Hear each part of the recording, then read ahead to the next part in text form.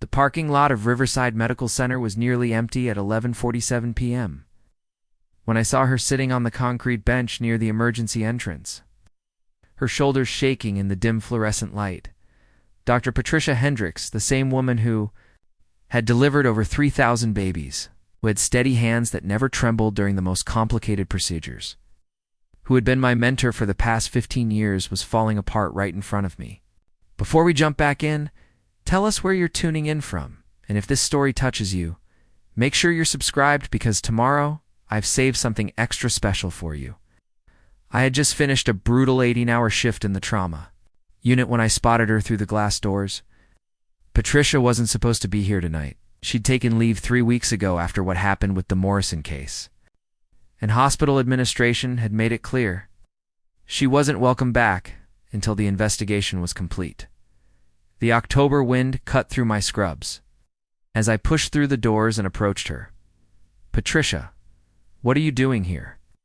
She looked up, and I barely recognized the woman who had taught me everything I knew about emergency medicine. Her usually pristine silver hair was disheveled, her makeup smeared, and her eyes held a darkness I'd never seen before. She whispered, her voice barely audible above the distant hum of traffic on Highway 94. "I can't do this anymore. I'm 53 years old, and I just ... I can't." I sat down beside her on the cold concrete, the institutional smell of disinfectant drifting from the hospital behind us. Patricia had been more than a colleague. She'd been the closest thing to family I'd had since moving to Minneapolis 7 years ago. Fresh out of residency, overwhelmed and terrified of making mistakes, I'd found myself under her wing during my first week at Riverside. "Talk to me," I said, keeping my voice gentle. "What's going on?" She stared at the parking lot for a long moment, watching a security guard make his rounds between the scattered cars. "You know what happened 3 weeks ago? The Morrison case. That 7-year-old girl ... double quotes. I didn't know. The whole hospital knew. Rebecca Morrison had been brought in after a car accident on I-35, unconscious and bleeding internally. Patricia had been the attending physician, and she'd made a split-second decision in the operating room that had saved the girl's life. But the family's lawyer was painting a different picture, claiming medical malpractice, saying Patricia had acted recklessly. "You saved that child's life," I told her. "Everyone knows that." "Do they?" Patricia's laugh was bitter. "Because the medical review board doesn't seem so sure, neither does my malpractice insurance company. Or my own daughter, apparently." This was news to me. Patricia rarely talked about her personal life, but I knew she had a daughter in Chicago, Sarah. I thought her name was some kind of corporate lawyer. "Sarah called me yesterday," Patricia continued, her breath visible in the cold air. "She said maybe it's time I considered retiring, that maybe I've been doing this too long, that maybe my judgment isn't what it used to be." Her voice cracked. "My own daughter thinks I'm a liability." I felt anger rise in my chest. Patricia Hendricks was one of the most skilled doctors I'd ever worked with. She had instincts that couldn't be taught, a way of reading patients that bordered on the supernatural. The idea that anyone would question her competence was absurd. "She doesn't know what she's talking about," I said. "Doesn't she?" Patricia turned to face me, and I saw tears streaming down her cheeks. "Marcus, I've been doing this for 31 years. 31 years of blood and chaos and making life or death decisions in seconds. Maybe Sarah's right. Maybe it is time." The words hung between us like a challenge. I thought about the Patricia I'd first met, confident, commanding. The kind of doctor who could walk into any emergency room in the country and immediately take charge.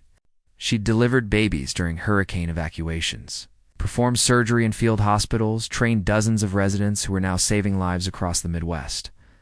"Remember my first week here?" I asked. "That construction worker who came in with chest trauma?" Patricia wiped her eyes with the back of her hand. "David Kowalski. 42 years old, married, and 3 kids. I was ready to crack his chest right there in Trauma Bay, too. I was so sure I knew what I was doing." I shook my head at the memory. "Stop me." "Sometimes the obvious answer is wrong, Dr. Chen. Sometimes you have to trust what the patient is telling you, not what the textbook says." "You figured it out," Patricia said quietly. The internal bleeding wasn't where you thought it was, because you taught me to listen. To really listen. If I'd done what I wanted to do, David Kowalski would have died on that table. I shifted on the bench, trying to find the right words. That's not something you lose, Patricia. It's not something that goes away because some lawyer files papers or because your daughter gets scared. Patricia stared at her hands, and I noticed they were still steady. Even now, even after everything, her surgeon's hands were rock solid. "The Morrison girl," she said finally. When they brought her in, she was barely breathing. Internal, hemorrhaging, possible brain trauma. Standard protocol would have been to stabilize her first, get a full CT scan, consult with neurology. But she didn't have time for standard protocol. I remembered that night. I'd been in the next trauma bay dealing with a heart attack patient, but I'd heard the commotion, code blue being called, the controlled chaos that always surrounded the worst cases. Her abdomen was distended, but not in the way you'd expect from a typical blunt force trauma, Patricia continued. Something was off. The bleeding pattern, the way she was responding to fluid zit, didn't match what we were seeing on the initial scans. "So you made a call?" "I made a call." Patricia's voice grew stronger, more like the doctor I remembered. "I opened her up right there in the trauma bay. No time for the OR, no time for a full surgical team. Just me, 2 nurses, and my best guess about what was killing this little girl." "And you found the bleeder?" "I found 3 bleeders, 1 in her spleen, which is what everyone expected, but there were 2 more, smaller ones, in places the scans hadn't picked up. If I'd waited, if I'd followed protocol, she trailed off. She'd be dead." Patricia nodded, but her parents don't see it that way. They see a doctor who cut open their daughter without proper consultation, without following established procedures. They see someone who took unnecessary risks. The security guard had finished his rounds and disappeared back into the hospital, leaving us alone in the parking lot. Somewhere in the distance, a siren wailed another ambulance, bringing another emergency to Riverside's doors. I keep thinking. "About my first year as an attending," Patricia said. "I was 37, so sure I knew everything. I'd graduated top of my class, done my residency at Johns Hopkins, published papers. I thought experience was just something old doctors talked about to make themselves feel important." She laughed, but there was no humor in it. "Then I lost a patient. 23-year-old man, motorcycle accident. I did everything by the book, followed every protocol, documented every decision, and he died anyway. Not because I made a mistake, but because sometimes the book isn't enough, sometimes you need something more." I waited for her to continue. "Dr. Elizabeth Warren, she was the chief of emergency medicine back then. She pulled me aside after the case review. She said, 'Patricia, you can be a good doctor by following the rules, or you can be a great doctor by knowing when to break them. But you can't be both, and you chose to be great.' I chose to trust myself, to trust my instincts, my experience, my ability to see what others might miss." Patricia's voice was getting stronger now, more animated. "For 30 years, that's served me well. I've saved lives that other doctors might have lost. I've made calls that seemed crazy at the time, but turned out to be right, like with the Morrison girl. She turned to face me fully, but now they're questioning everything. Every decision, every judgment call. Every time I deviated from standard protocol, they're going through my cases with a microscope, looking for patterns of recklessness. Are they finding any?" Patricia was quiet for a long moment. "They're finding a doctor who takes risks, who makes split-second decisions based on intuition as much as training, who's willing to trust her gut when the data is incomplete or contradictory. Finding a doctor who saves lives, or a doctor who's been lucky for 30 years and is finally running out of luck." She stood up from the bench, pacing a few steps toward the emergency entrance. "Marcus, what if they're right? What if I have been reckless? What if the Morrison case was just the first time my luck ran out?" I stood up too, blocking her path back toward the hospital. "Do you really believe that?" She stopped, looking up. "At the building where we'd both spent so many years of our lives, I don't know what I believe anymore. All I know is that I'm tired. Tired of fighting, tired of justifying every decision, tired of wondering if the next case will be the one that ends my career. So what are you going to do?"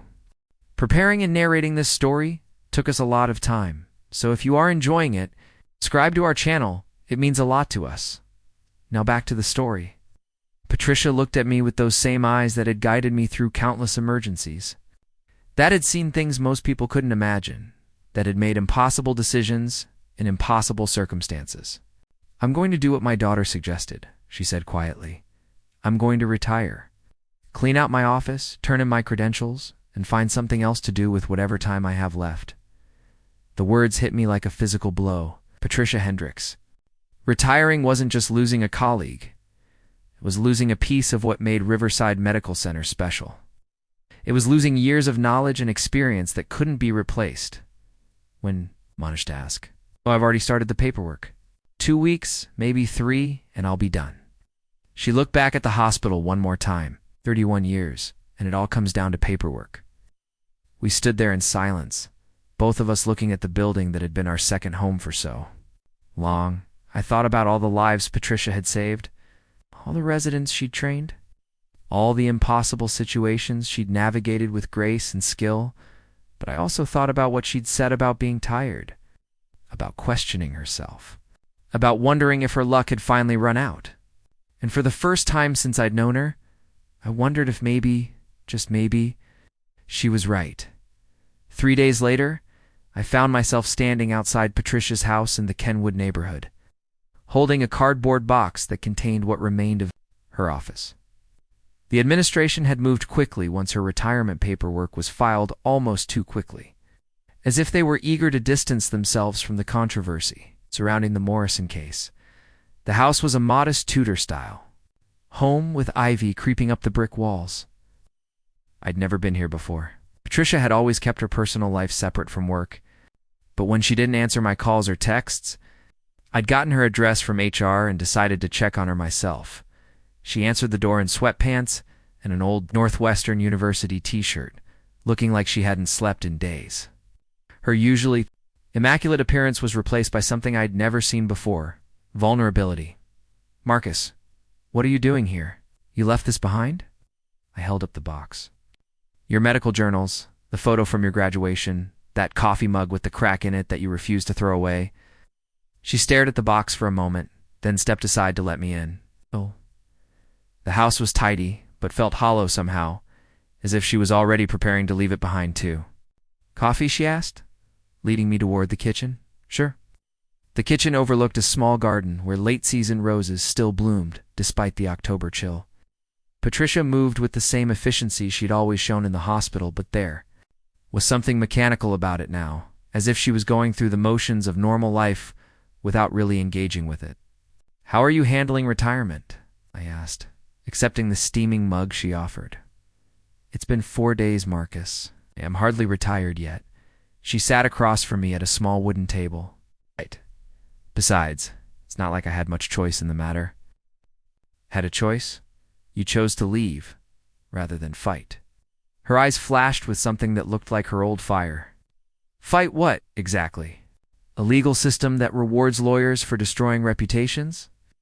A hospital administration more concerned with liability than patient care? My own daughter who thinks I'm a danger to society?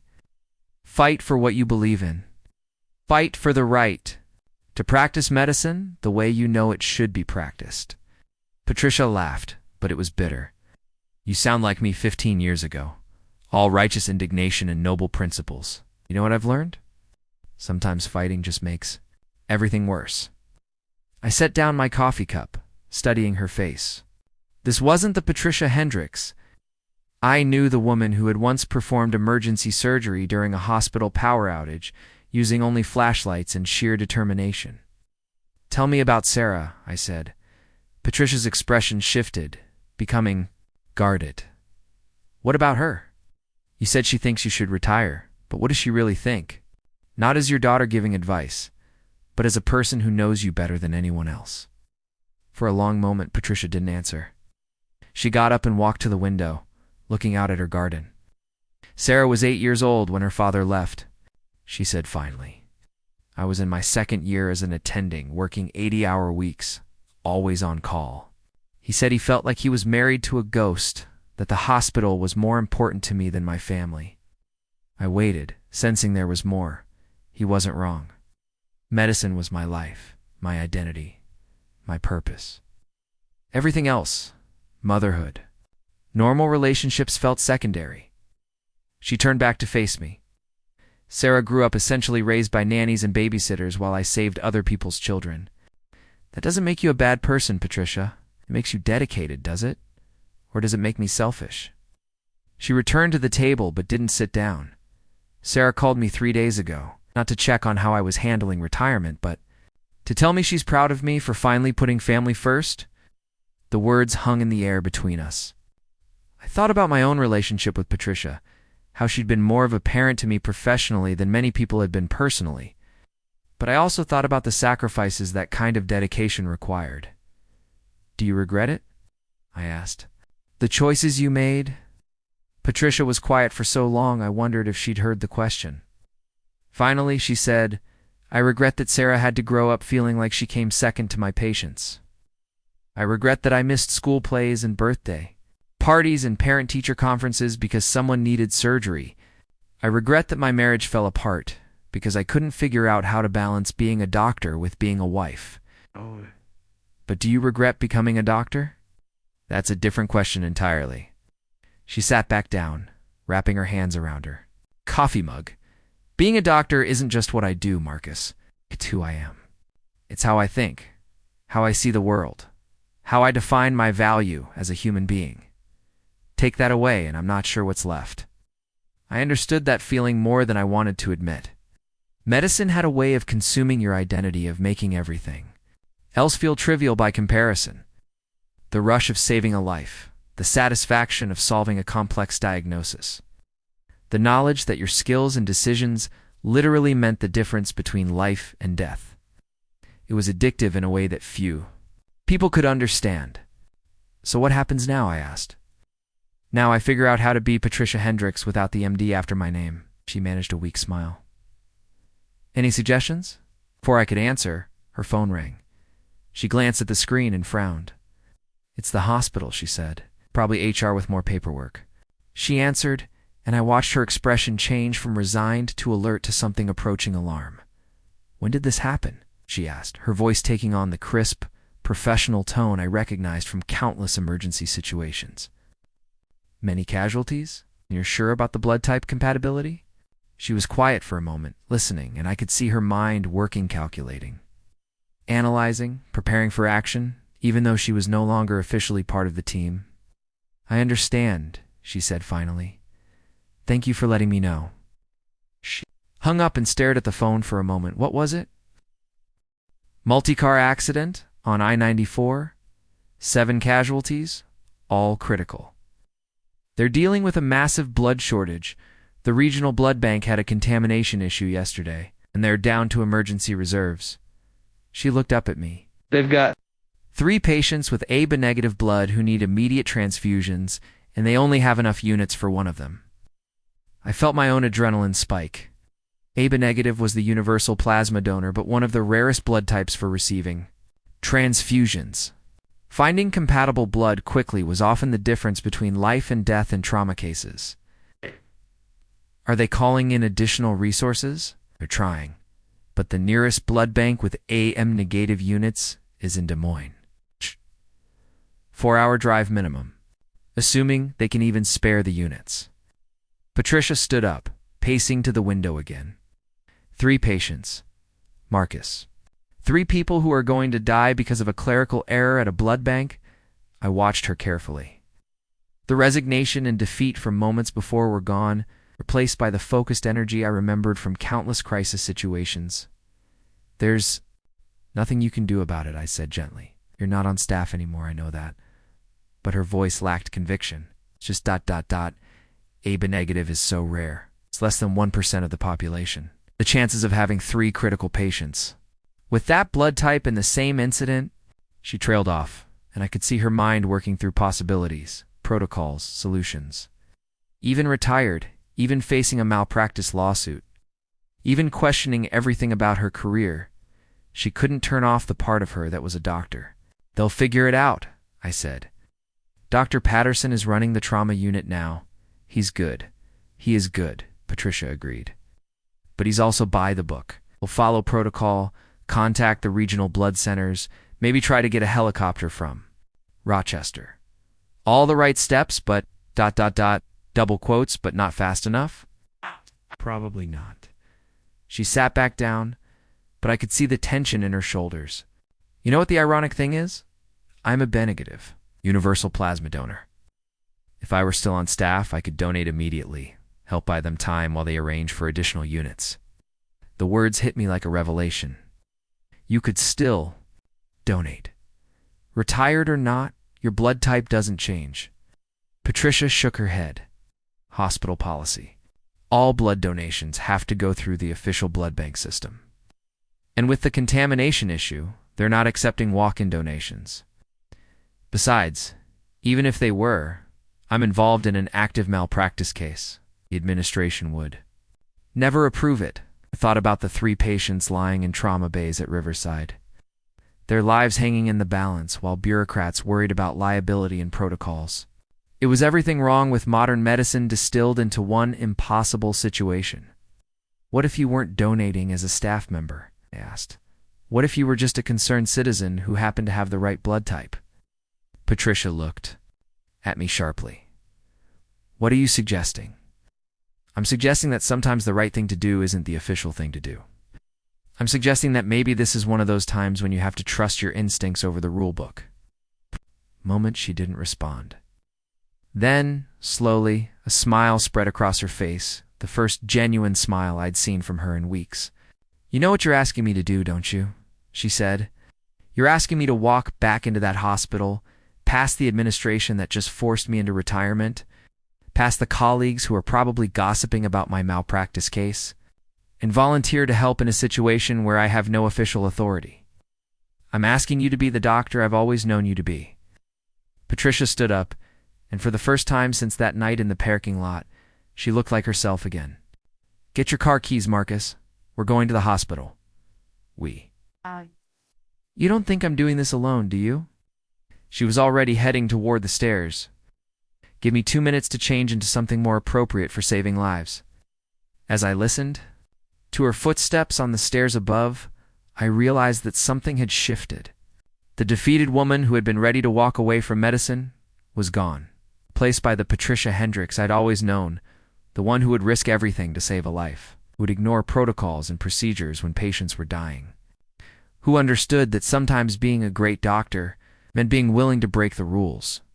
But I also realized that whatever happened next would determine not just the fate of 3 critical patients, but the fate of Patricia's career, her lawsuit, and her future in medicine. We were about to cross a line that couldn't be uncrossed, and neither of us was entirely sure what waited on the other side. The drive to Riverside Medical Center took 12 minutes, but it felt like an hour. Patricia sat in the passenger seat, drumming her fingers against her thigh, a nervous habit I'd never noticed during our years working together. She'd changed into dark jeans and a navy blazer, looking more like a consultant than a retired doctor sneaking back into her former workplace. Tell me about the new trauma protocols, she said, as we turned onto University Avenue. What's changed since Patterson took over? I navigated through the afternoon traffic, trying to organize my thoughts. He's implemented some new triage procedures, updated the blood management system, and brought in a few residents from Mayo Clinic. Solid changes, but he's still learning the rhythm of our particular AR and the staff. How are they adjusting? Mixed reactions. Some appreciate his methodical approach, others miss the way you used to run things. Dr. Williams left for a position in Denver last month, said the place didn't feel the same. Patricia nodded, staring out the window at the familiar streets surrounding. The hospital. Change is hard, especially when it's forced on people. We pulled into the hospital parking garage, and I noticed Patricia's hands had stopped trembling. Whatever doubts she'd had during the drive seemed to be settling into something more familiar, the calm focus that preceded difficult medical decisions. What's our plan here? I asked, as we walked toward the elevator. Simple. Go to the blood bank, I get tested, and donate if I'm cleared. Then we leave quietly. No drama, no confrontations with administration. The elevator doors open to reveal Janet Morrison, the head of hospital security, My heart sank as I recognized her. She'd been the one to escort Patricia out of the building when her leave began. "Dr. Chen," she said, nodding politely. Then her eyes fell on Patricia, and her expression hardened. "Dr. Hendricks? I wasn't aware you were cleared to return to the building." Patricia straightened, and I could see her shifting into the authoritative mode that had commanded respect throughout the hospital for decades. "I'm not here in any official capacity, Janet. I'm here as a potential blood donor for the emergency situation." Janet's radio crackled with updates about the multi-car accident, and I could see her weighing protocols against urgency. "Dr. Hendricks, I need to check with administration before 3 people are dying upstairs," Patricia interrupted, her voice carrying the same quiet authority that had once silenced entire surgical teams. "A-negative blood type. Critical condition, and the blood bank is compromised. I'm not asking to practice medicine. I'm asking to donate blood." The elevator reached the main floor and Janet stepped aside, but her hand moved to her radio. "I have to report this, Dr. Hendricks. You understand that?" "I understand that you have a job to do," Patricia replied, "just like I do." We walked briskly toward the blood bank, and I could feel the familiar energy of the hospital around us, the controlled chaos of medical professionals handling multiple crises simultaneously. Nurses hurried past with equipment, residents discussed cases in urgent whispers. The overhead paging system announced various codes and requests. The blood bank was located in the basement. Adjacent to the pathology lab, Dr. Maria Santos, the chief hematologist, looked up in surprise as we entered. "Dr. Hendricks? I thought you were on leave." "Yes. But I understand you have an AB-negative shortage, and I happen to be a compatible donor." Dr. Santos glanced at me, then back at Patricia. "That's unusual. We typically coordinate voluntary donations through the regional blood center.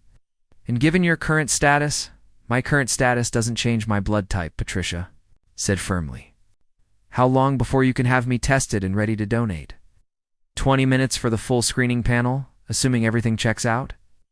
Dr. Santos was already moving toward the testing equipment. "But Dr. Hendricks, I have to ask, are you sure about this? The administration won't be happy about unauthorized personnel in the hospital. The administration can discuss their concerns with me after we've saved 3 lives." As Dr. Santos began preparing the blood screening tests, my pager buzzed with an emergency code. I glanced at the message and felt my stomach drop. "Patricia, we have a problem. There's been a complication with one of the accident victims. They're calling all available trauma staff to the ER immediately." Patricia looked up from the chair where Dr. Santos was drawing blood for testing. "What kind of complication?" "Doesn't specify, but it's a priority 1 alert. That usually means someone's crashing." Patricia was already standing, her medical instincts overriding everything else. "Maria, how long for the preliminary blood type confirmation?" 5 minutes for the basic typing, but the full infectious disease panel just confirmed the blood type. If there's a match, we'll deal with the rest later." I could see the internal struggle on Patricia's face. Every fiber of her being was telling her to go upstairs, to help with whatever crisis was unfolding in the trauma unit. But she was no longer authorized to practice medicine at Riverside, and any involvement could make her legal situation exponentially worse. "Dr. Chen," came a voice from the doorway. I turned to see Dr. Patterson himself, still in surgical scrubs, looking frazzled and exhausted. "Thank God you're here." He stopped mid-sentence as he noticed Patricia. "Dr. Hendricks, what are you doing here?" "Donating blood," Patricia said simply. Dr. Patterson looked confused, glancing between us as if trying to make sense of an impossible situation. "I don't understand." "You're not on staff anymore. She has AB-negative blood," I explained. "She came to help with the shortage. That's..." Dr. Patterson ran a hand through his hair. "That's actually perfect timing. We just lost one of the 3 critical patients. Couldn't stabilize him long enough for the blood transfusion. But the other 2 are hanging on, barely. If we can get compatible blood in the next hour..." "What's the complication upstairs?" Patricia asked. Dr. Patterson hesitated, clearly torn between protocol and desperation. "One of the remaining patients, a 16-year-old girl, she's developed complications we didn't anticipate. Her injuries are more complex than initially diagnosed, and we're dealing with multiple system failures," Standard trauma protocols aren't working. I watched Patricia's expression change as she processed this information. The retired doctor wore with the woman who had dedicated her life to saving others, and I could see which side was winning. "What kind of complications?" she asked. "Cardiac abnormalities that don't match her injury pattern, unusual neurological responses, blood chemistry that keeps shifting despite our interventions." Dr. Patterson looked defeated. "I've been at this for 8 hours, and I feel like I'm missing something fundamental." "Have you considered?" Patricia began, then stopped. "Herself. I'm sorry. That's not my place anymore." "Please," Dr. Patterson said, and I heard genuine desperation in his voice. "I don't care about protocols right now. I care about saving a 16-year-old girl's life. If you have insights that could help." Dr. Santos cleared her throat from behind the testing equipment. Blood type confirmed. A negative. Perfect match. But I still need to run the infectious disease screening before we can use the donation. Patricia stood up, and I could see the exact moment she made her decision. "How long for the screening? 15 minutes minimum?" "The girl upstairs doesn't have 15 minutes," Dr. Patterson said quietly. Patricia looked at me, then at Dr. Patterson, then at Dr. Santos. "What if we do a rapid screening? It's just the basics, IV hepatitis B and C. That's still 10 minutes. And it's not comprehensive. It's better than letting her die while we follow complete protocols." Patricia turned to Dr. Patterson. Said her symptoms don't match standard trauma patterns. Describe them. Dr. Patterson glanced toward the door, checking for hospital administrators, then moved closer. "Intermittent cardiac dysrhythmias, but not related to blood loss or shock. Neurological responses that suggest brain trauma, but her scans are inconclusive. Most concerning is her blood chemistry electrolyte imbalances that keep shifting despite our corrections." I watched Patricia's face as she processed this information, and I could see her mind working through possibilities. Differential diagnoses, rare conditions that might explain the unusual presentation. "Age 16, you said? Any medical history?" "None. That we're aware of. Parents are still unconscious from the same accident, so we're working without background information." "Drug screening? Negative for everything we tested?"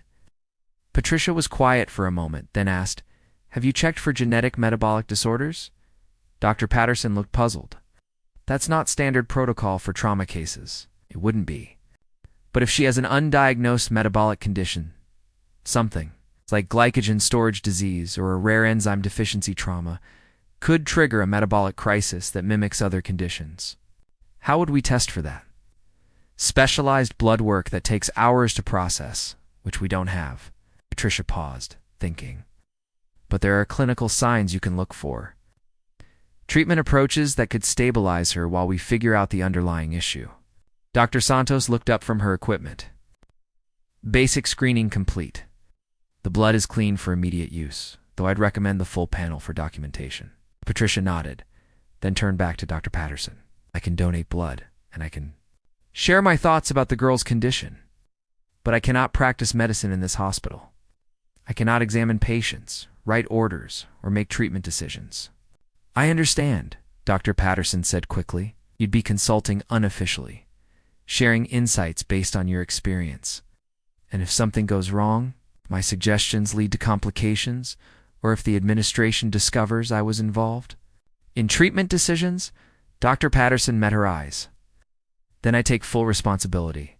The decisions are mine, the liability is mine. You're just a knowledgeable friend sharing observations." Patricia looked at me, and I could see her weighing the risks against the potential to save a life. This was the moment that would define not just her immediate future, but her entire relationship with medicine going forward. "Maria, start the blood processing," she said finally. "James, let's go upstairs. But we do this quietly, and if any administrators show up, I was never here." As we walked toward the elevator, I realized we had crossed a line that couldn't be uncrossed. Patricia was about to return to the world she'd been forced to leave, risking everything for a 16-year-old girl she'd never met. But I also realized that this was exactly what I'd expected from Herbie, because despite everything that had happened, she was still the doctor who had taught me that sometimes being great meant Being willing to break the rules, the elevator doors closed, and as we rose toward the trauma unit, I could see Patricia transforming back into the physician I'd always known. The doubt and resignation were gone, replaced by the focused intensity that had saved countless lives over her 30-year career. Whatever happened next, she was ready to face it as Dr. Patricia Hendricksnott, the woman who had been considering retirement, but the surgeon who had never backed down from an impossible case. The trauma unit buzzed with controlled urgency as we stepped off the elevator. I could smell the familiar mixture of antiseptic and adrenaline that permeated every emergency department I'd ever worked. Nurses moved between curtained bays with practiced efficiency, their voices creating a steady murmur of medical terminology and vital statistics. Dr. Patterson led us directly to Trauma Bay 3, where a team of residents and nurses surrounded a young girl whose pale face was barely visible beneath the tangle of monitoring equipment. Dark hair was matted with dried blood, and even from a distance, I could see the irregular rhythm of her breathing. Emma Rodriguez, 16 years old, Dr. Patterson said quietly as we approached. Family was traveling back from a college visit in Duluth when their SUV was hit by a semi-truck that ran a red light. Parents are in surgery. My older brother didn't make it. Patricia's expression didn't change, but I saw her hands clench slightly. She'd always had a particular intensity when treating teenage patients, something about their age. The life ahead of them made every case personal. "Current vitals?" she asked, her voice taking on the clinical tone I remembered from countless similar situations. Dr. Patterson consulted his tablet. Blood pressure fluctuated between 90/60 and 120/80. Heart rate varying from 62/140 with no apparent pattern. Temperature spiking intermittently to 102, then dropping to normal. We've given her 3 units of unnegative blood, but her hemoglobin levels aren't responding as expected. Patricia moved closer to the bed, careful to stay behind Dr. Patterson, so it appeared he was leading the consultation. Neurological status? Inconsistent? She was conscious when they brought her in, talking coherently, but she's been drifting in and out. No obvious signs of intracranial pressure, but her responses don't match her injury severity. I watched Patricia study the girl's face, her eyes taking in details that others might miss. This was what had made her exceptional, the ability to see patterns where others saw only chaos, to find connections that textbooks didn't teach. "Has anyone noticed the color of her nail beds?" Patricia asked quietly. Dr. Patterson looked confused. Her nail beds. Look at her fingernails. Not the trauma-related discoloration, but the underlying hue. Dr. Patterson moved to examine Emma's hands more closely. After a moment he frowned. They single slightly blue. But her oxygen saturation is normal. What about her urine output? But that's consistent with her injuries and blood loss. Patricia was quiet for a moment, and I could see her mind working through possibilities. "James, I need you to order some tests, but first I want you to check something for me." She moved to the other side of the bed, positioning herself so that Dr. Patterson appeared to be directing her observations. "Look at her eyes.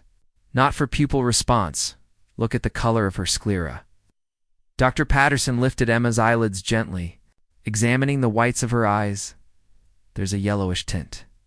Jaundice? Possibly. But combined with the nail bed cyanosis and the inconsistent vital signs, Patricia paused. James. "I think we're dealing with something that predates the accident. Something that's been triggered or exacerbated by the trauma." "What kind of something?" Before Patricia could answer, Emma's monitors began alarming. Her heart rate spiked to 160, her blood pressure dropped dramatically. Her oxygen saturation plummeted despite being on supplemental oxygen. "She's crashing," one of the residents called out. The trauma bay erupted into controlled chaos as nurses prepared emergency medications, and Dr. Patterson moved to stabilize the patient. I watched Patricia step back, her face tight with frustration. At being unable to directly intervene, "Push 1 milligram of epinephrine," Dr. Patterson ordered, "and get me a crash cart." "Wait," Patricia said urgently, then caught herself. She moved closer to Dr. Patterson, speaking quietly enough that only he could hear. "Before you give the epicheck, her blood glucose levels. Right now." Dr. Patterson looked confused, but nodded to one of the nurses. "Get me a stat glucose reading." That nurse pricked Emma's finger and tested the blood with a portable glucose meter. 32, she announced. Severely hypoglycemic. Push 50% dextrose. 25 milliliters for. Dr. Patterson ordered immediately. Within seconds, Emma's vital signs began to stabilize, her heart rate dropping back toward normal ranges. Patricia let out a breath I didn't realize she'd been holding. The glucose crash explains the cardiac instability, but it doesn't explain why a healthy 16-year-old would have such severe hypoglycemia after eating normally before the trip. Dr. Patterson was reviewing Emma's chart on his tablet. Parents Mentioned she'd been complaining of fatigue lately, but they attributed it to stress from college applications. Has anyone checked her liver function? Not specifically. Been focused on trauma-related injuries. I think you should run a comprehensive metabolic panel, including liver enzymes, bilirubin levels, and genetic markers for metabolic disorders. Patricia paused, watching Emma's now stable vital signs. I also think you should test for glycogen storage disease, specifically type 1. Dr. Patterson stared at her. That's incredibly rare. The odds of a trauma patient having an undiagnosed genetic metabolic disorder are low, but not impossible. It would explain everything we're seeing. Patricia moved around the bed, pointing out symptoms without directly examining the patient. The jaundice suggests liver involvement. The hypoglycemia indicates problems with glucose regulation. The growth pattern look at her height and weight compared to her stated age. She's smaller than most 16-year-olds. I looked at Emma more carefully and realized Patricia was right. The girl looked more like a 14-year-old than someone who should be visiting colleges. Glycogen storage disease type 1 affects the liver's ability to release glucose, Patricia continued. Patients can go years with mild symptoms that are attributed to other causes. But trauma, stress, or fasting can trigger a metabolic crisis. Dr. Patterson was already ordering the additional tests when his pager buzzed with an urgent message. He glanced at it and his expression darkened. Hospital administration. They want to see me immediately. He looked at Patricia. Someone reported, "Your presence in the building." I felt my stomach drop. We'd known this moment would come, but I'd hoped we'd have more time to help Emma before facing the consequences. "Go," Patricia said firmly. "Emma's stable for now, and the tests will take time to process. Deal with administration, then come back when you can. What about you? I'll wait in the family consultation room. If anything changes with Emma's condition, have someone find me." Dr. Patterson hesitated, clearly torn between following hospital protocol and abandoning a case that was far from resolved. "Dr. Hendricks, if administration asks you consulted with a colleague about a complex case, nothing more." Patricia's voice was calm, but I could see the tension in her shoulders. "The decisions were yours, the responsibility is yours. I was never officially involved." After Dr. Patterson left, Patricia and I made our way to the small consultation room adjacent to the trauma unit. It was a sterile space designed for delivering bad news to families, with uncomfortable chairs and generic artwork that was supposed to be soothing but felt merely sad. "That was brilliant," I said as we sat down. "The glycogen storage disease diagnosis, how did you see it when everyone else missed it?" Patricia leaned back in her chair, and for the first time since we'd entered the hospital, she looked tired. Experience. 30 years of seeing the unusual, the unexpected, the cases that don't fit standard patterns. She paused. "It's also the kind of diagnosis that could easily be wrong. Rare diseases are rare for a reason. But you don't think you're wrong. No, I don't. But there's a difference between clinical intuition and definitive diagnosis. If I'm right, Emma will need specialized treatment for the rest of her life. If I'm wrong, we've wasted valuable time and resources chasing a phantom." Through the small window in the consultation room, I could see nurses moving efficiently through the trauma unit. Emma's monitors showed stable vital signs, but I knew that could change quickly if Patricia's suspicions were correct. "That's what happens." "If the administration decides to press charges," I asked, "unauthorized practice of medicine violating the terms of your leave, then I deal with the consequences." Patricia's voice was matter of fact. But Marcus, I need you to understand something. This wasn't about proving a point or showing that I could still practice medicine. This was about a 16-year-old girl who was dying while everyone focused on the obvious injuries and missed the underlying condition. I know that. But will the administration see it the same way? Before Patricia could answer, the consultation room door opened and Dr. Patterson returned, looking grim. Behind him walked Dr. Elizabeth Warren, the current chief of medicine, and the same Dr. Warren who had mentored Patricia decades. Earlier, Dr. Warren was a woman in her 70s with silver hair and sharp eyes that missed nothing. She'd built her reputation on being fair but uncompromising when it came to hospital protocol and patient safety. Patricia, she said, her voice neutral, I understand you've been providing medical consultation despite being on administrative leave. Patricia stood up, meeting her former mentor's gaze directly.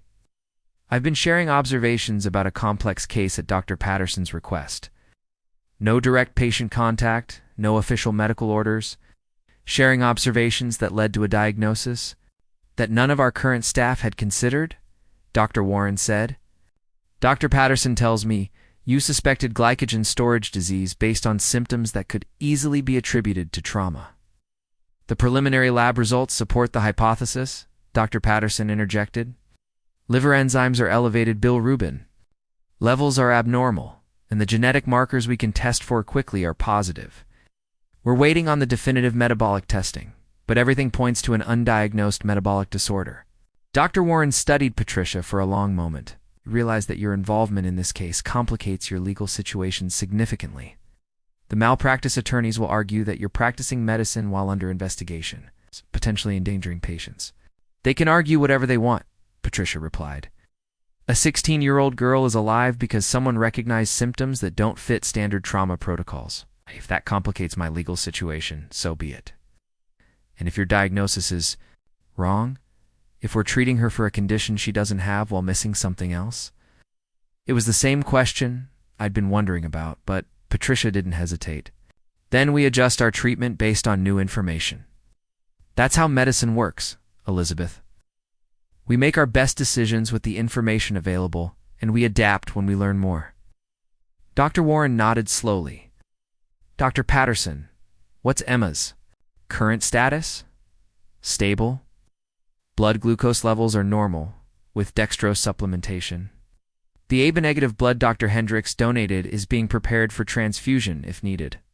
We're monitoring her closely while waiting for the complete metabolic panel results. And if the results confirm Dr. Hendricks' diagnosis, then Emma will need immediate consultation with a genetic metabolist and a treatment plan for managing her condition long-term. Without treatment, any future stress, physical or emotional, could trigger another metabolic crisis.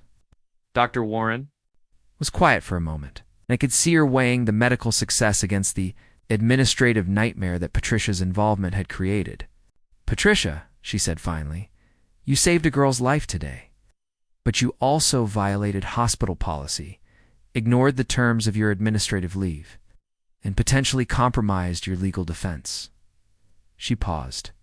The question is, what do we do about it? Patricia straightened, and I could see her preparing for whatever consequences were about to come. What we do about it is focus on Emma Rodriguez and make sure she gets the care she needs. Everything else is secondary, is it? Dr. Warren asked. Because I have a hospital to run, policies to enforce, and a legal department that's already asking questions about your presence here today.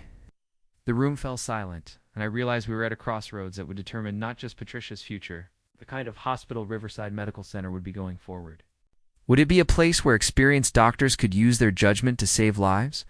Or would it be an institution where protocol and liability concerns took precedence over patient care?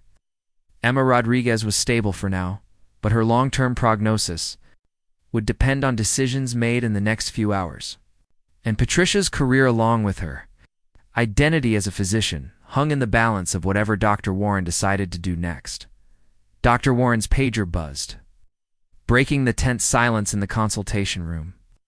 She glanced at the message and her expression shifted from stern authority to immediate concern. Emma's parents are out of surgery, she announced. Both stable, but they're asking about their daughter. Someone needs to brief them on her condition. Patricia looked up sharply. What about their son? The father doesn't know yet. The mother is still sedated. Dr. Warren's voice softened slightly. It's going to be a difficult conversation. I watched Patricia's face as she processed this information. Talking to grieving families had always been one of the hardest parts of emergency medicine, but it was also where her compassion and directness had made the biggest difference. I should speak with them, Dr. Patterson said, but his voice lacked confidence. About what? Patricia asked quietly. About how their daughter almost died because we initially missed a genetic condition that's been affecting her for years. About how her brother might have survived if we'd understood her family's medical history earlier. Dr. Warren raised an eyebrow. Think the boy's death was related to Emma's condition? I think genetic metabolic disorders often run in families, Patricia replied. If Emma has glycogen storage disease, there's a 25% chance. Her brother had it too. His injuries might have triggered a metabolic crisis that we didn't recognize because we were focused on trauma protocols. The implications hung heavy in the room. If Patricia was right, it meant that better genetic screening might have saved both children. It also meant that Emma's parents were about to learn that their daughter had a lifelong medical condition. That could have been diagnosed years earlier. Dr. Warren stood up abruptly. I need to review the boy's case file immediately. Dr. Patterson, give me every detail about his treatment and cause of death. Dr. Hendricks, double quotes. She paused, looking directly at Patricia. You're going to help me understand what we might have missed, Elizabeth. You can't officially practice medicine. But you can consult on a case review to determine if there were systemic failures in our trauma protocols. Dr. Warren's tone brooked no argument. This isn't about your administrative status anymore. This is about whether our emergency department is equipped to handle rare genetic conditions that present during trauma situations. As Dr. Patterson hurried out to gather the case files, I found myself alone with Patricia and Dr. Warren for the first time.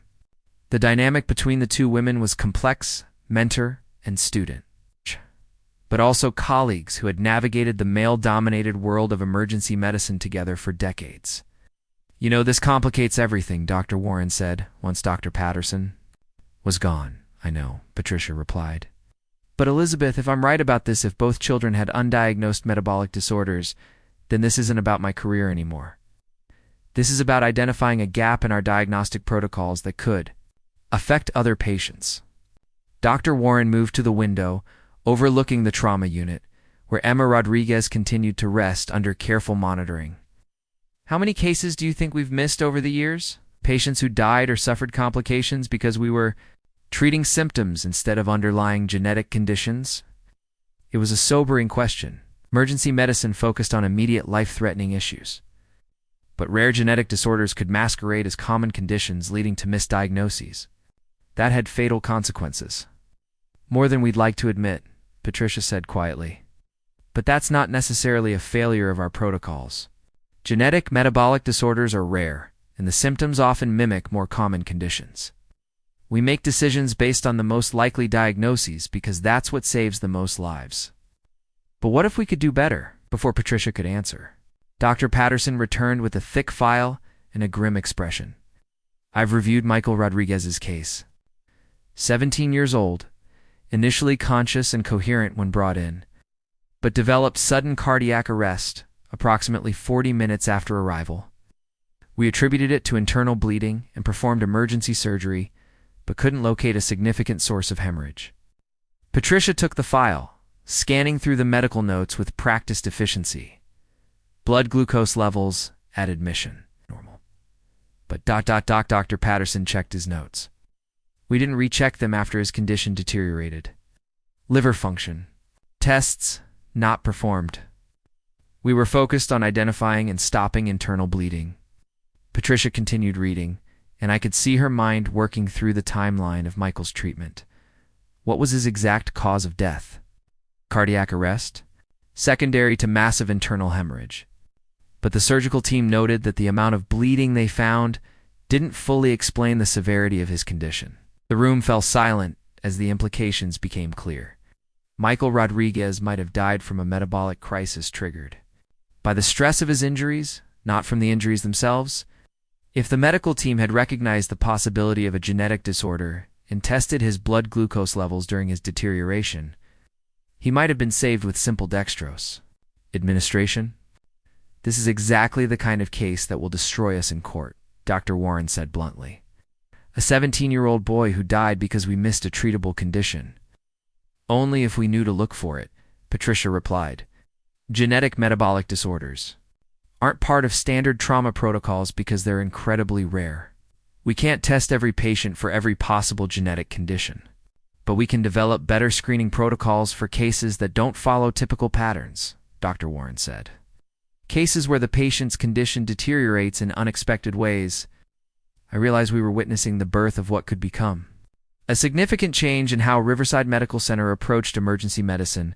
Patricia's involvement in Emma's case hadn't just saved one life. It had exposed a systematic blind spot that could be affecting patient care throughout the hospital. Dr. Patterson's phone rang and he stepped away to answer it. When he returned, his expression was a mixture of vindication and concern. That was the lab. The genetic testing is complete. Emma Rodriguez has glycogen storage disease type 1, just as Dr. Hendricks suspected. She'll need immediate consultation with the genetic metabolist and lifelong dietary management to prevent future metabolic crises. Patricia nodded, but I could see the weight of Michael's death in her expression. What about testing the parents? If both children inherited the condition, then both parents are carriers. Already arranged, Dr. Patterson said. The genetic counselor will speak with them once they're both awake and able to process the information. Dr. Warren stood up and began pacing the small room. Here's what we're going to do. First, Dr. Patterson. You're going to document exactly how Dr. Hendricks' consultation led to Emma's diagnosis. Every detail, every observation, every recommendation. Second, we're going to convene an emergency committee to review our trauma protocols for identifying genetic conditions that present during acute care situations. And third, Patricia asked, you're going to help us design better screening procedures, not as a staff physician, but as a consultant with 30 years of experience in emergency medicine. Patricia looked surprised. Elizabeth, my legal situation, your legal situation just became secondary to patient safety. If the Morrison family's attorneys want to argue that you're a danger to patients, they can explain how you saved a girl's life and identified a systematic gap in our emergency protocols. Dr. Warren's voice was firm. Besides, I've spoken with the hospital's legal team. I believe your involvement in Emma's case actually strengthens your defense in the Morrison lawsuit. This was news to me, and from Patricia's expression, it was news to her too. How does it strengthen my defense? It's because it demonstrates a pattern of making sound medical decisions under pressure. Even when those decisions deviate from standard protocols, the Morrison case was about whether you acted recklessly. Emma's case shows that your willingness to think outside standard protocols is what makes you an exceptional physician. Dr. Patterson looked confused. What's the Morrison case? Dr. Warren glanced at Patricia, who nodded slightly. Dr. Hendricks is facing a malpractice lawsuit related to emergency surgery she performed on a 7-year-old girl 3 weeks ago. The family claims she acted recklessly by operating without following STANDA diagnostic protocols. But she saved the child's life, Dr. Patterson said immediately. Yes, she did, just like she saved Emma Rodriguez today. Dr. Warren turned back to Patricia. The question is whether you're willing to fight for the right to practice medicine the way you know it should be practiced. Patricia was quiet for a long moment, and I could see her weighing everything that had happened over the past few weeks. The forced retirement, the lawsuit, the doubt about her own abilities, and now the validation that her instincts and experience still had value. What exactly are you proposing? She asked. I'm proposing that you return to work. Not immediately, but once we've resolved the legal issues and implemented the new protocols you'll help us develop. I'm proposing that Riverside Medical Center needs physicians who can see beyond standard diagnoses to identify the unusual cases that require unconventional thinking. The board will never approve it. It's not with an active malpractice case. Let me worry about the board, Dr. Warren said. What I need to know is whether you want to come back, whether you're ready to fight for your right to practice medicine. Patricia looked out the window at the trauma unit where Emma Rodriguez was sleeping peacefully, her vital signs stable. her future secured by a diagnosis that almost no one else would have considered. Then she looked at me, and I saw something in her eyes that had been missing for weeks. Hope. I'm 53 years old, she said quietly. I've been thinking that maybe I'm too old to keep fighting these battles, too tired to keep defending decisions that save lives but violate protocols. She paused, and I held my breath, waiting for her to continue. But maybe ... She turned back to Dr. Warren with something approaching a smile. Maybe the fight is what makes it worthwhile. Maybe proving that experience and instinct still matter. In modern medicine is exactly what I should be doing with whatever time I have left. Dr. Warren nodded approvingly. Then we have work to do. The Morrison case goes to court in 6 weeks. By then, I want a complete review of our emergency protocols, a proposal for improved genetic screening procedures, and a documented case study of how your consultation saved Emma Rodriguez's life. And if we lose the lawsuit anyway, then we lose it fighting for the right kind of medicine, Dr. Warren said firmly. But I don't think we'll lose. It's not when we can show a pattern of life-saving decisions that standard protocols would have missed. Begin implementing the new protocols. Patricia and I remained in the consultation room. Through the window, we could see nurses checking on Emma, whose recovery was progressing exactly as Patricia had predicted. How do you feel about all this? I asked. Patricia was quiet for a moment, then said, terrified, excited, vindicated, overwhelmed. She laughed softly. I spent 3 weeks thinking my career was over, that maybe I'd been fooling myself about my abilities for years, and now you're going to revolutionize how this hospital approaches emergency medicine. Now I'm going to try to make sure that other families don't lose children because we're too focused on following protocols to see what's really wrong. She stood up, looking more like the Patricia Hendricks I'd always known. It's going to be a hell of a fight, Marcus. Are you ready for it? I thought about everything that had led us to this moment. The night in the parking lot when Patricia had been ready to give up. The decision to return to the hospital despite the risks. The brilliant diagnosis that had saved Emma's life and exposed a critical gap in emergency care. I've been ready since the day you taught me that sometimes the right answer isn't in the textbook, I said. Let's go save some lives. 6 weeks later, I stood outside courtroom for B in the Hennepin County Courthouse, watching Patricia adjust her navy blazer for the 3rd time in 5 minutes. The Morrison family's malpractice trial was about to begin. Gosh. And despite all our preparation, despite the new protocols we'd developed and the lives we'd saved, everything still came down to this moment. You ready? I asked. Patricia looked up from her notes. I saw the same steady confidence that had guided her through thousands of medical emergencies. As ready as I'll ever be. The courtroom filled quickly with hospital administrators, fellow physicians, and members of the press who had caught wind of what was being called the case that could redefine emergency medicine. The Morrison family sat in the front row, their lawyer a sharp-dressed man named Richard Kellerman, shuffling through papers with practiced efficiency. But it was the surprise presence of Emma Rodriguez and her parents that caught everyone's attention. Emma, now 3 months into her treatment for glycogen storage disease, looked healthy and vibrant as she took her seat behind Patricia's legal team. Judge Margaret Chen called the court to order. Kellerman rose to deliver his opening statement. He painted Patricia as a reckless surgeon who had ignored established protocols to perform dangerous, unauthorized surgery on a 7-year-old child. Ladies and gentlemen of the jury, he said, his voice carrying across the silent courtroom. Dr. Patricia Hendricks made a decision that night that violated every principle of safe medical practice.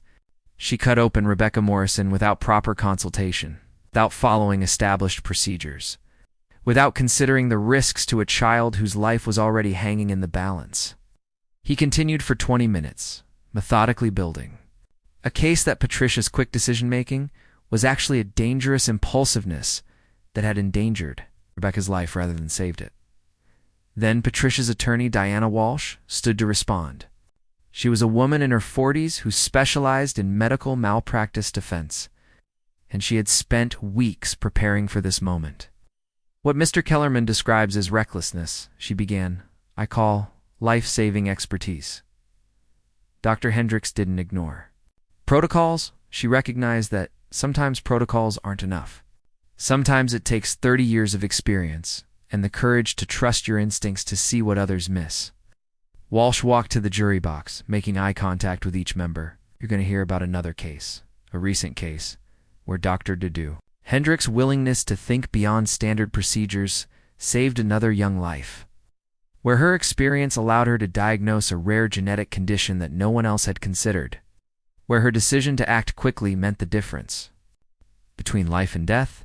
The prosecution called their witnesses first medical experts who testified about proper trauma protocols, administrators who spoke about the importance of following established procedures. Each witness painted a picture of a medical system that worked best when everyone followed the rules. But when Dr. Patterson took the stand for the defense, the narrative shifted. Dr. Hendricks didn't just save Rebecca Morrison's life, he testified. She taught all of us something about the difference between good medicine and great medicine. Good medicine follows protocols. Great medicine knows when to transcend them. Described Emma Rodriguez's case in detail, explaining how Patricia's unconventional thinking had identified a genetic condition that standard trauma protocols would have missed entirely. If Dr. Hendricks had been dismissed from our hospital after the Morrison case, Dr. Patterson concluded, Emma Rodriguez would be dead, and we would still be missing critical diagnoses because we were too afraid to trust experienced physicians who see patterns that textbooks don't teach. Then Emma Rodriguez herself took the stand. Dr. Hendricks saved my life, she said simply, her young voice carrying clearly through the courtroom, not because she followed rules, but because she saw something that everyone else missed. I'm alive today because she was willing to think differently. Emma's mother followed, tearfully describing how Patricia's diagnosis had not only saved Emma's life, but had led to genetic testing that revealed both parents were carriers of the condition. We could have had other children, she said. Without knowing about this condition, we could have lost them too. But it was Dr. Warren's testimony that proved most compelling. As chief of medicine, her support carried enormous weight with the jury. In 30 years of practicing medicine, she said, I've seen thousands of physicians. Most are competent, many are skilled. But very few have the combination of experience, intuition, and courage that defines a truly exceptional doctor. Dr. Hendricks is one of those rare physicians who makes everyone around her better at saving lives. Dr. Warren described the new protocols that Riverside Medical Center had implemented based on Patricia's recommendation screening procedures for rare genetic conditions. Guidelines for recognizing when standard trauma protocols might be insufficient. Training programs for residents to develop the kind of clinical instincts that came from years of experience. The Morrison case wasn't an example of reckless medicine, Dr. Warren concluded.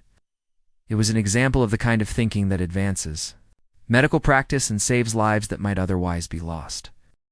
When Patricia finally took the stand in her own defense, the courtroom fell completely silent.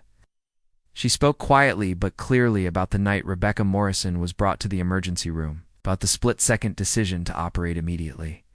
Rather than follow standard diagnostic procedures, I had 30 seconds to decide whether to follow protocol or trust my experience, she said. The scans suggested one pattern of injury, but what I was seeing with my own eyes suggested something different. I could have ordered more tests, consulted with other specialists, followed every step of our established procedures. But Rebecca Morrison would have bled to death while we were being careful. Walsh asked her about the fear of making the wrong decision, about the weight of responsibility that came with such choices.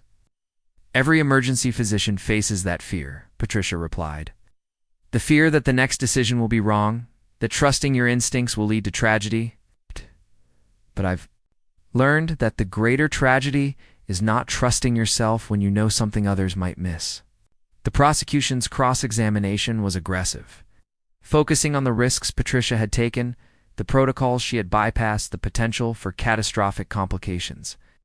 But Patricia answered each question with the same calm authority that had guided her through 3 decades of emergency medicine. Mr. Kellerman, she said during one particularly heated exchange, you keep asking about the risks of my actions. Let me ask you about the risks of inaction. What would have happened to Rebecca Morrison if I had followed standard protocols? What would have happened to Emma Rodriguez if no one had been willing to consider an unusual diagnosis? The trial lasted for days. The jury deliberated for 3 hours. When they returned with their verdict, the foreman stood and read the decision that would determine not just Patricia's future, but the future of emergency medicine at Riverside Medical Center. We find in favor of the defendant, Dr. Patricia Hendricks. The plaintiff has failed to prove that Dr. Hendricks' actions constituted medical malpractice. The courtroom erupted in applause from the medical community that had packed the gallery. Patricia sat quietly, tears streaming down her face, as Walsh shook her hand and whispered congratulations.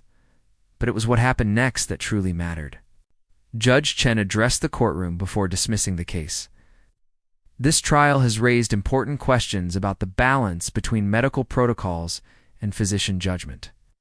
She said, "The evidence suggests that both are necessary protocols to ensure consistent care and experienced physicians who know when those protocols need to be transcended. The court hopes that the medical community will continue to find ways to honor both principles." 3 months later, I stood in Patricia's new office at Riverside Medical Center. She had returned as Director of Emergency Medicine Innovation, a position created specifically to bridge the gap between established protocols and the kind of intuitive medicine that had saved both Rebecca Morrison and Emma Rodriguez. The walls were covered with thank you letters from patients, research papers on genetic screening and emergency medicine, and photos from the medical conferences where Patricia had begun sharing Riverside's new diagnostic protocols with hospitals across the country. "Any regrets?" I asked as she prepared for another shift in the emergency department. Patricia looked out her window at the parking lot where, just 9 months earlier, she had been ready to give up medicine entirely, about fighting the lawsuit, about coming back, about spending the next phase of my career trying to change how we practice emergency medicine. She turned back to me with the smile I remembered from our best days working together, confident, determined, ready for whatever impossible case might come through the doors. "I'm 53 years old," she said, echoing the words she had spoken that night in the parking lot. 3 months ago, I thought I couldn't do this again." She paused, pulling me closer in a gesture that was both professional and deeply personal, the acknowledgement of everything we had been through together. "But maybe," she continued, "maybe the best part of my career is just beginning. Maybe proving that experience and instincts still matter in modern medicine is exactly what I should be doing with whatever time I have left." As we walked toward the emergency department together, I realized that Patricia's story wasn't really about a lawsuit, or a single diagnosis, or even about the evolution of medical protocols. It was about the courage to trust yourself when everyone else thinks you're wrong, and the wisdom to know that sometimes the most important thing you can do is refuse to give up on what you believe in. The automatic doors opened, and we stepped into the controlled chaos of another shift at Riverside Medical Center, ready to save lives and change medicine, one impossible case at a time. Up next, you've got 2 more standout stories right on your screen. If this one hits the mark, you won't want to pass these up. Just click and check them out. And don't forget to subscribe and turn on the notification bell so you don't miss any upload from us.